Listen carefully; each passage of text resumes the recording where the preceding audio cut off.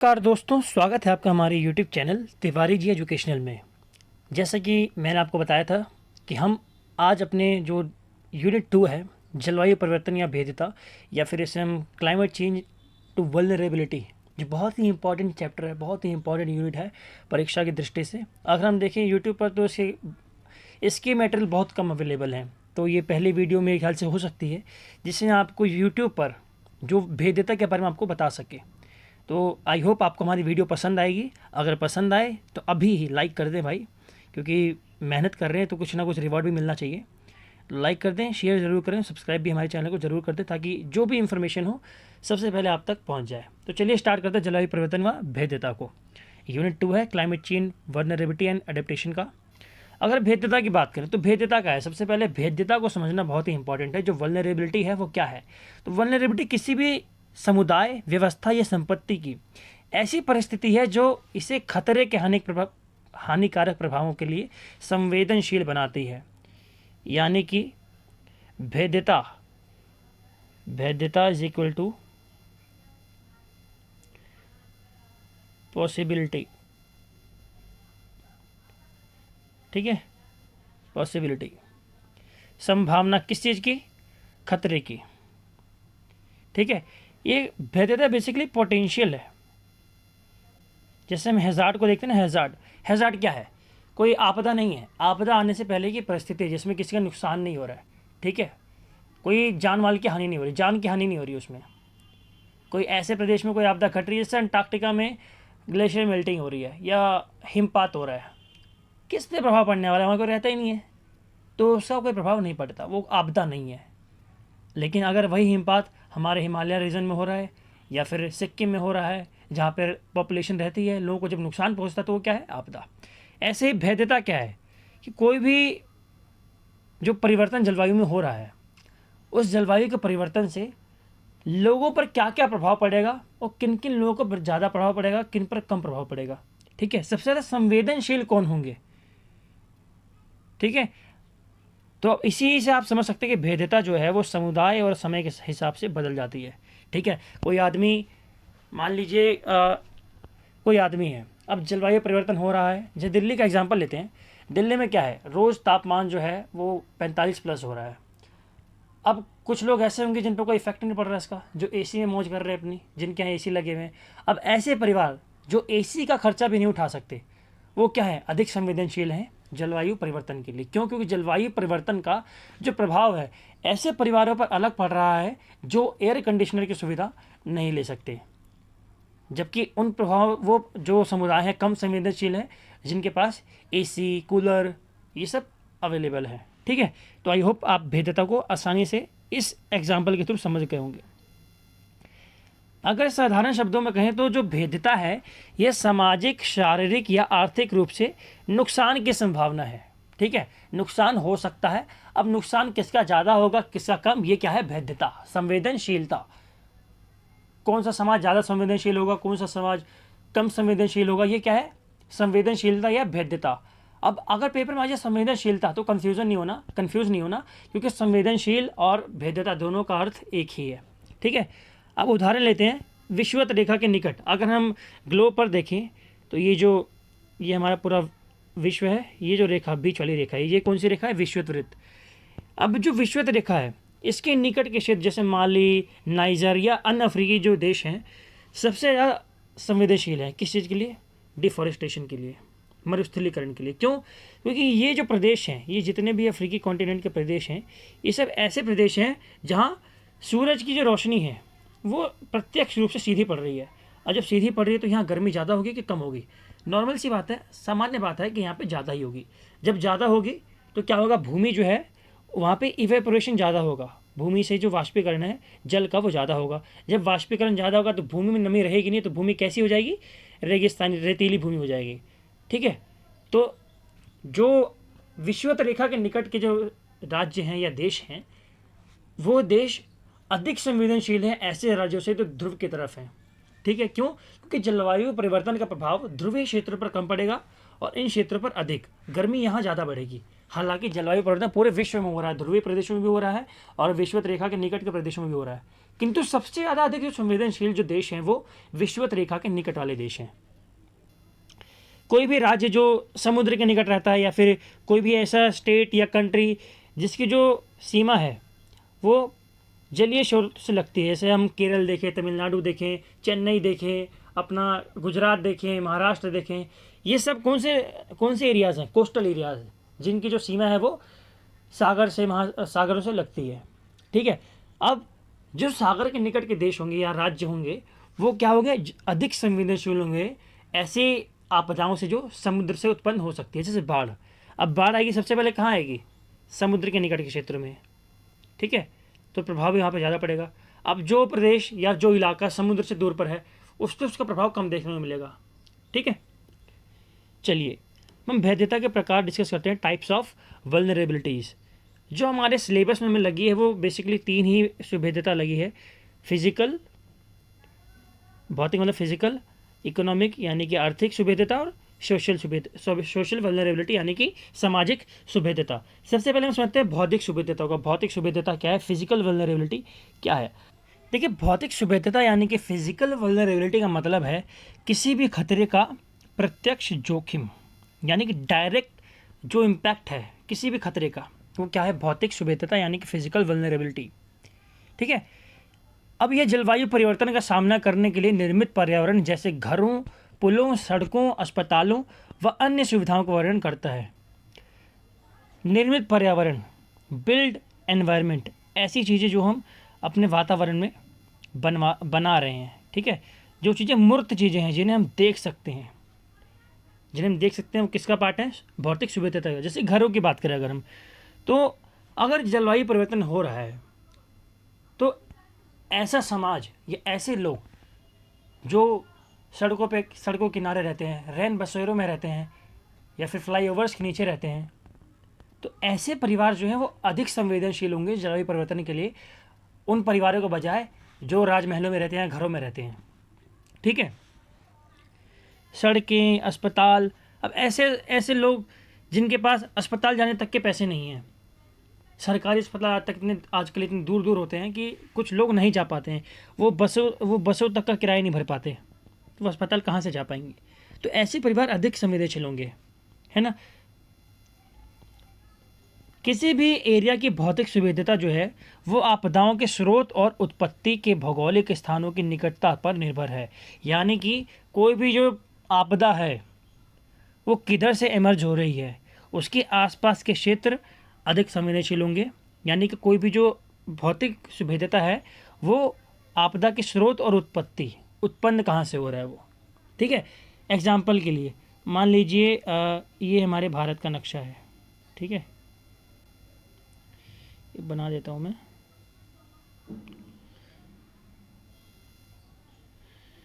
ये पूरा नीचे से नहीं जा पाएगा, चलो थोड़ा सा ही कर लेते हैं, हमें बस समझने के लिए करना है।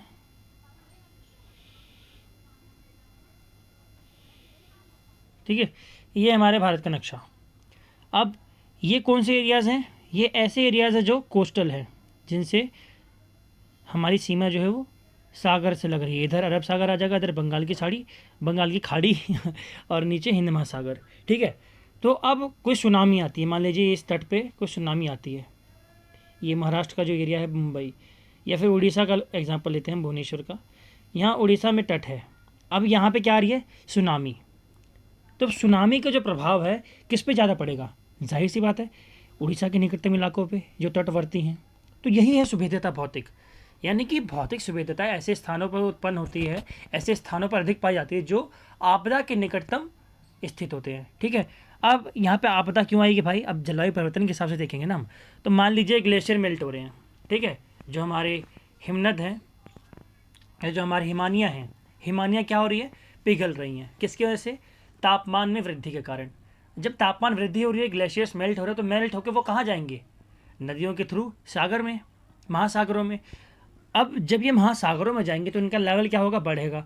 जब लेवल यहाँ बढ़ेगा, यानी कि जब बंगाल की खाड़ी यहाँ पे पानी बढ़ेगा तो क्या होगा? पानी रिहायशी इलाकों की तरफ जाएगा। जब रिहायशी इलाकों की तरफ जाएगा तो यहाँ बाढ़ आ सकती है, सुनामी आ सकती है, चक्रवात आ सकते हैं। तो जो तटवर्ती इलाके होंगे ये अधिक सुभेद्य होंगे ऐसे इलाकों के मुकाबले जो बीच में स्थित हैं या लैंड वाले एरियाज़ हैं जो, ठीक है। अगला पॉइंट देखिए, भौतिक सुभेद्यता में जल संसाधनों तक पहुंच में कठिनाई, संचार के साधनों का अभाव, अस्पताल, सड़क, पुल आदि मूर्त स्रोत भी आपदा की स्थिति में शामिल हैं, ठीक है। इसमें क्या हो सकता है, जल संसाधन तक लोगों का पहुंच कम हो सकती है लोगों की, ठीक है। मान लीजिए कोई इलाका है, अब जलवायु परिवर्तन से क्या हुआ, वहाँ पे जो इवेपोरेशन है उस एरिया में ज़्यादा हुआ, ठीक है। अब कोई ऐसा इलाका जहाँ नदियाँ पास में है नहीं, मान लीजिए राजस्थान का हम एग्जांपल लेते हैं। राजस्थान में क्या है, गर्मी वैसी ज़्यादा पड़ती है वहाँ पे। अब अभी जो जलवायु परिवर्तन हो रहा है इससे वहाँ गर्मी और ज़्यादा बढ़ रही है। जब गर्मी ज़्यादा बढ़ रही है तो जो नदी के स्रोत हैं वहाँ पे उनका इवेपोरेशन भी ज़्यादा हो रहा है, और ऐसे इलाके जो नदियों से दूर स्थित हैं उन्हें पानी बहुत मुश्किल से मिल पाएगा। क्यों? क्योंकि ग्राउंड लेवल जो है वो रिचार्ज नहीं हो पा रहा, ग्राउंड लेवल का जो वाटर है वो रिचार्ज नहीं हो पा रहा है। जब ये रिचार्ज नहीं हो पाएगा तो लोगों की जो जल तक पहुँच है वो कम हो जाएगी, ठीक है। जब जल तक पहुँच कम हो जाएगी तो किसका एग्जाम्पल होगा, फिजिकल वल्नरेबिलिटी का, आर्थिक नहीं, भौतिक सुभेद्यता का, ठीक है। संचार के साधनों का अभाव भी इसमें शामिल है। अस्पताल तक पहुंच, सड़क, पुल, ये सब जो मूर्त स्रोत हैं ये भी आपदा की स्थिति में शामिल होते हैं आर्थिक या भौतिक सुभेद्यता में, ठीक है। मेरे मुँह से आर्थिक निकल रहा है, माफ़ कीजिएगा, आप समझ गए होंगे कि मैं भौतिक सुभेद्यता की बात कर रहा हूँ, ठीक है। जलवायु परिवर्तन की भौतिक सुभेद्यता का प्रभाव विकासशील देशों में अधिक देखा जाता है जिनके पास संसाधनों का अभाव है। ये था नहीं, ये है, लिख लेंगे यहाँ पर, ठीक है। कहने का मतलब क्या है, अब दो प्रकार के देश होते हैं, एक विकसित जैसे अमेरिका, चीन हालांकि अपने आप को विकासशील कहलाता है लेकिन वो विकसित है, रशिया विकसित देश है, ब्रिटेन विकसित देश है। अब इनके पास क्या है, इनके पास भरपूर मात्रा में साधन अवेलेबल है, संसाधन अवेलेबल है, ठीक है। वहीं अगर विकासशील देशों की बात करें तो यहाँ क्या है, संसाधनों का अभाव। अब मान लीजिए जलवायु परिवर्तन हो रहा है, ठीक है, जलवायु परिवर्तन हुआ, अब जो यहाँ पर कृषि है, कृषि प्रभावित हुई, क्योंकि कृषि में क्या होता है, एक निश्चित टेम्परेचर, एक लिमिटेड एयर प्रेशर, ये सब चाहिए होता है किसी भी जो फसल होती है उसको ग्रो करने के लिए, ठीक है। अब जब तापमान ज़्यादा बढ़ रहा है तो क्या हो रहा है, सॉइल जो है वो, उसकी क्वालिटी जो है वो घट रही है, ठीक है। जब क्वालिटी घटेगी तो क्या होगा, फसल जो है वो उत्पन्न अच्छे से उत्पादित नहीं हो पाएगी। जब उत्पादित नहीं हो पाएगी तो क्या फसल अच्छे से जो उसका बंटवारा हो पाएगा, नहीं हो पाएगा। अब एग्जांपल के लिए अभी देखते हैं हम इंडिया में क्या हुआ, अभी गेहूं की फसल अच्छे से नहीं हो पाई है, ठीक है। तो इंडिया ने क्या किया, जो गेहूं का प्रोडक्शन जो है उसमें जो एक्सपोर्ट किया जाता था उसको बंद कर दिया पूरी तरह से। अब इंडिया क्या है, विकासशील देश, यहाँ जो संसाधन है उसकी कमी है बहुत ज़्यादा। अब यहीं पे अगर हम अमेरिका की बात करें, अमेरिका हाईली टेक्निफाइड देश है, वहाँ पे टेक्नोलॉजी बहुत ही व्यापक स्तर पे फैली हुई है, ठीक है। वहाँ कृषि बहुत कम एरियाज़ में की जाती है। अब वहाँ अगर कृषि नहीं होगी, मान लीजिए जलवायु परिवर्तन हो रहा है, कृषि नहीं हो पाएगी, वो क्या करेंगे, बाहर से मंगा लेंगे, उनके पास अपार मात्रा में पैसा है।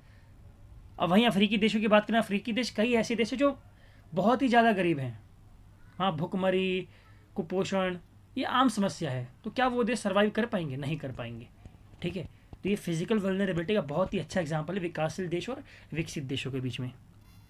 तो आई होप आपको फिजिकल वल्नरेबिलिटी समझ में आ गई होगी। अब इकोनॉमिकल वल्नरेबिलिटी की बात करते हैं, यानी कि आर्थिक सुभेद्यता की बात करते हैं।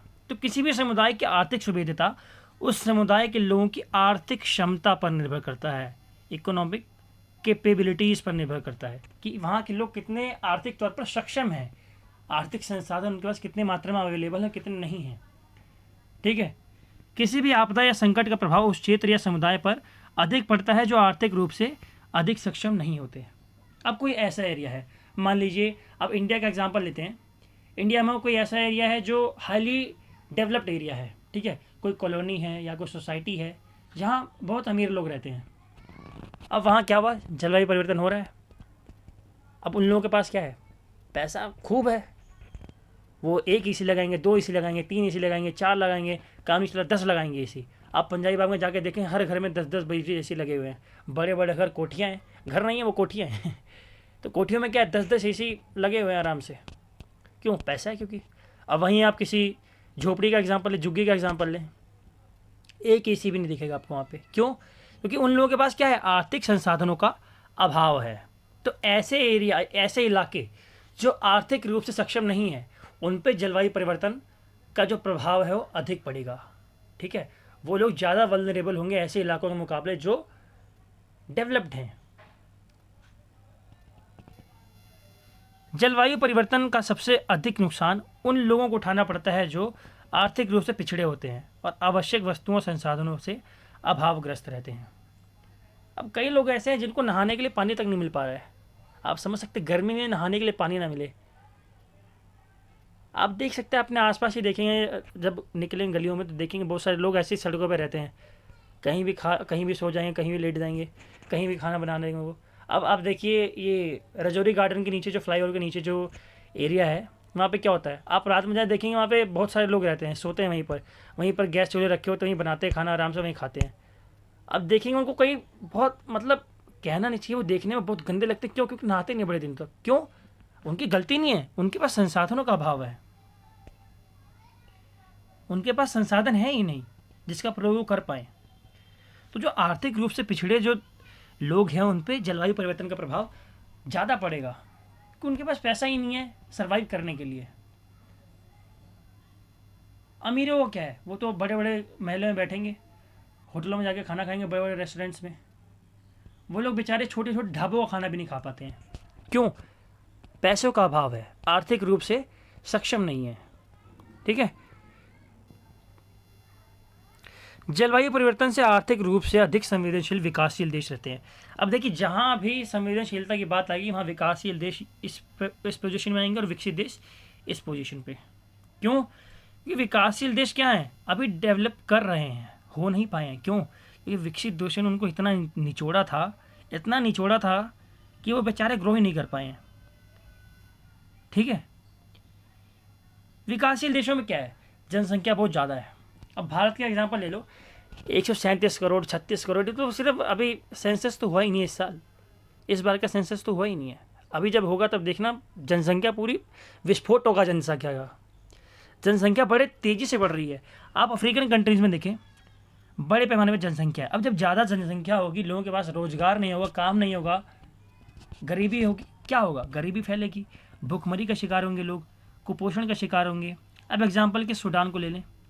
सूडान क्या है, बहुत ही लीस्ट डेवलप कंट्री है, डेवलपिंग भी नहीं कहेंगे उसे, ग्रो कर ही नहीं पा रहा है वो।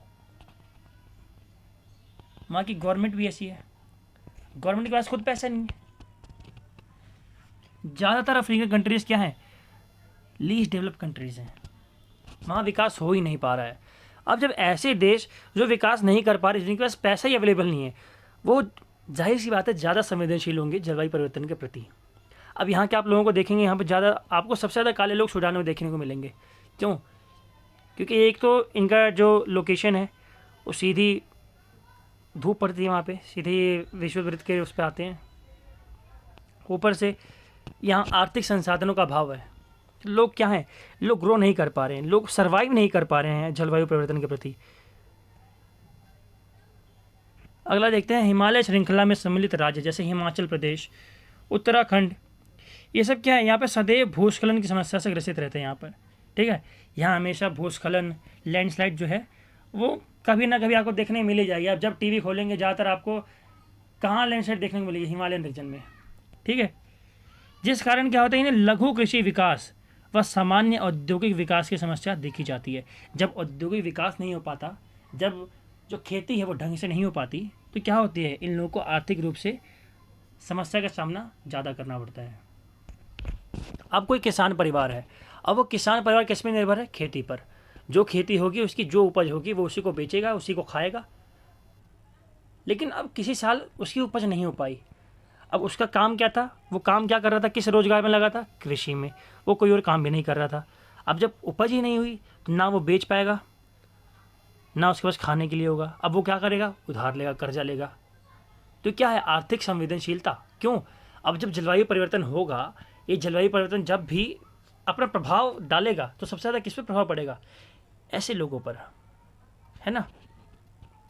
अब तटीय इलाकों की बात करें, जैसे मुंबई का बंदरगाह, कोचीन बंदरगाह आदि, जितने भी सागर से निकट के जो राज्य हैं या प्रदेश हैं, यहाँ पे क्या है, वृद्धि के कारण, समुद्र सागर तल में वृद्धि के कारण जो सी लेवल राइज है,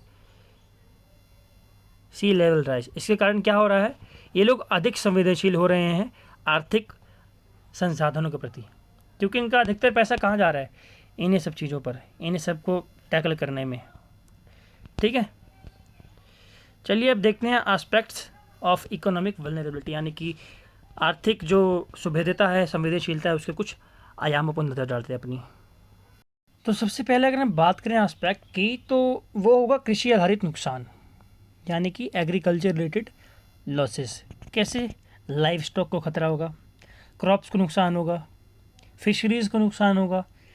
इन सबसे क्या होगा, जो प्रोडक्शन है वो एक आइडियल लेवल का हो नहीं पाएगा। और जब प्रोडक्शन नहीं होगा तो सबसे पहले तो किसान प्रभावित होगा। जो किसान खेती कर रहा था उसको अच्छी उपज नहीं मिल पाएगी, उसको पैसा नहीं मिल पाएगा। उसके बाद जहाँ पे जो राशन वाले हैं, जो राशन को बेचते हैं, वहाँ नहीं पहुँच पाएगा राशन। जब उनके पास नहीं पहुँच पाएगा तो वो बेच नहीं पाएंगे, और जब बेच नहीं पाएंगे तो किसका नुकसान होगा, लोगों तक नहीं पहुँच पाएगा। ठीक है, जैसे कि अभी हुआ, जब गेहूँ कम उत्पादित हुआ तो क्या हुआ, ज़्यादा एक्सपोर्ट नहीं हो पाया। जब एक्सपोर्ट नहीं हो पाया तो पैसा का किसको नुकसान हुआ, हमें ही हुआ, है ना। दूसरा, उद्यम संबंधी नुकसान, यानी कि एंटरप्रेन्योरियल लॉसेस। इसमें क्या होगा, बिजनेस का नुकसान। ठीक है, क्या होता है, कई बार जलवायु परिवर्तन के कारण कई सारे बिजनेस ठप हो जाते हैं। ठीक है, कई ग्रो करते हैं तो कई ठप हो जाते हैं। अब जैसे इस टाइम पे क्या होगा, जो भी गर्म पदार्थ बेच रहे होंगे उनकी कम बिक्री होगी बहुत ज़्यादा। कई बड़े बड़े बिजनेस ठप हो जाएंगे। क्यों? क्योंकि लोग जो हैं वो बाहर निकलना प्रेफर नहीं कर रहे हैं। कई लोग छुट्टियां लेने लग गए, लीव लेने लग गए हैं, तो इससे किसको नुकसान होगा, कंपनी को नुकसान होगा। फिर कई जो इन्वेस्टमेंट कर रखी होगी देशों में, मान लीजिए किसी ने एक एग्रीकल्चर बेस्ड कंपनी पे अपनी इन्वेस्टमेंट कर रखी थी, अब उस कंपनी का हो गया घाटा, क्योंकि जो उसका जिस कॉन्ट्रैक्टर पे वो डिपेंडेंट थे, वो कॉन्ट्रैक्टर इतने अच्छे लेवल पे खेती नहीं करा पाया, फिर खेती नहीं हो पाई।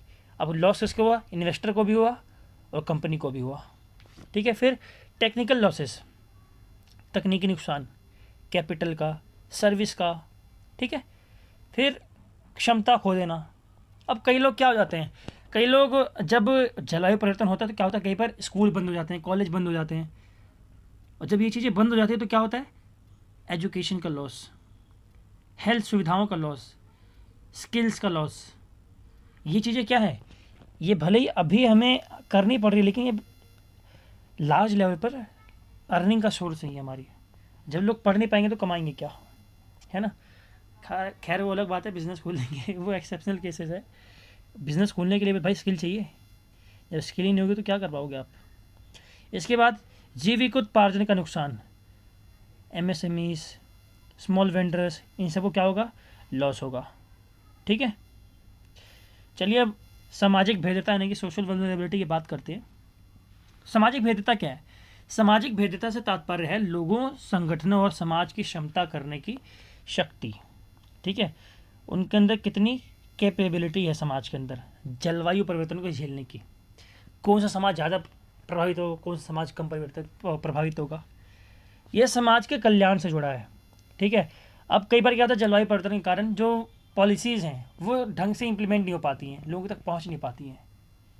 ठीक है, इसके अंतर्गत साक्षरता, लिटरेसी, शांति का अस्तित्व, मानव अधिकार, सुशासन की व्यवस्था, गुड गवर्नेंस, सामाजिक समता, सोशल इक्विटी, पारंपरिक रीति रिवाज आदि सम्मिलित हैं।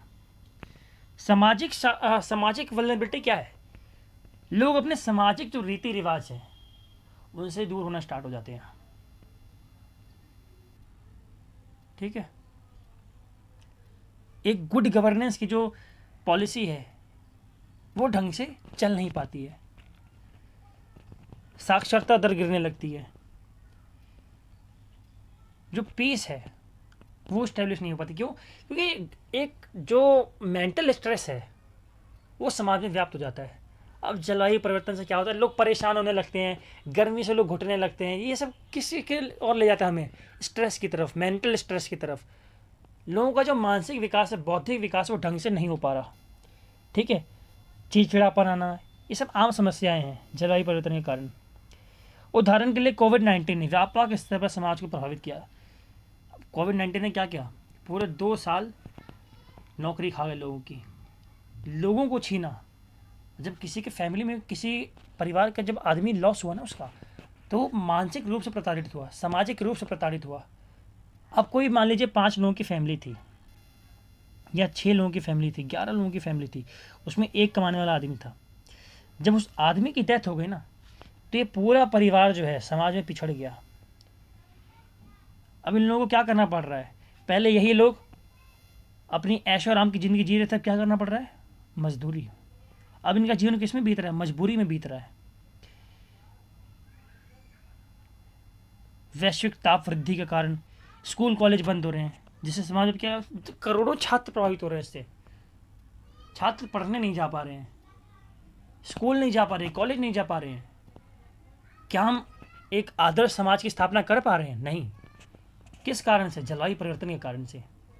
एक छोटी सी लोगों की गलती इतना बड़ा व्यापक स्तर प्रभाव छोड़ सकती है, ये हमारा समाज, वर्तमान का समाज दिखा रहा है। गलती किसकी है? लोगों की, स्वयं खुद की गलती है। भुगत कौन रहा है? पूरा समाज। जलवायु परिवर्तन के कारण कई बीमारियों जैसे डायरिया, कोलेरा, इन सब से क्या होता है? समाज में ग्रसन होता है इसका। बीमारियों से लोग प्रभावित होते हैं। अब जो लोग सक्षम है आर्थिक रूप से, वो तो बीमारी का इलाज करा लेंगे। जो लोग नहीं है वो कहाँ से कराएंगे? वो लोग क्या करते हैं? इस बीमारी के साथ ही जीवन जीते हैं, या तो हार मान जाते हैं और अपनी ज़िंदगी ख़त्म हो जाती है उनकी। तो आई होप दोस्तों आपका हमारा लेक्चर आज का पसंद आया होगा। अगर हमारे लेक्चर से आपको कुछ सीखने को मिला हो तो प्लीज़ यार लाइक शेयर करना ना भूलें और सब्सक्राइब हमारे चैनल को ज़रूर कर लें। ठीक है, आने वाले टाइम पे आपको ऐसे ही इंफॉर्मेटिव वीडियोस मिलने वाली हैं और आप लोग इसे पसंद भी करेंगे। ठीक है दोस्तों, जय हिंद, जय भारत।